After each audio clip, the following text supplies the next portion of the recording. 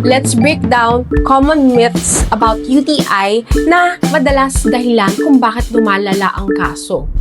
Myth number 1. Kapag kaya mo pang tiisin, okay lang kahit hindi mo na maggamot. Ang fact, kahit na mild lang yung hapdi ng pag-ihi or yung madalas na pag-ihi, pwedeng UTI pa rin yan.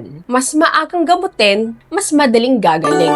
Myth number 2. Iinom lang ng tubig, gagaling na agad ang UTI. Wow. Ang fact, yes, makakatulong yung pag-inom ng maraming tubig, pero kapag meron ng infection, baka kailangan na ng antibiotics.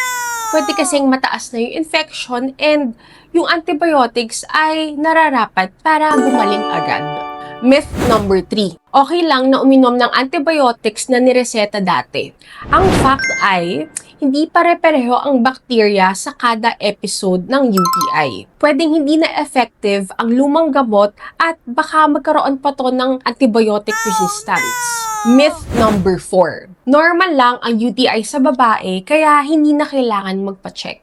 Ang fact ay, yes, common ang UTI sa mga babae pero hindi ibig sabihin nito na hindi na magpapa-check up or iinom ng antibiotics kapag merong UTI. Kailangan ma-evaluate kung bakit ba paulit-ulit ang UTI episodes. Pag nalaman yung cause, mas matitreat din ng maayos. Kaya naman, kung meron kang paulit-ulit na UTI or meron kang sintomas, message mo lang ako dito.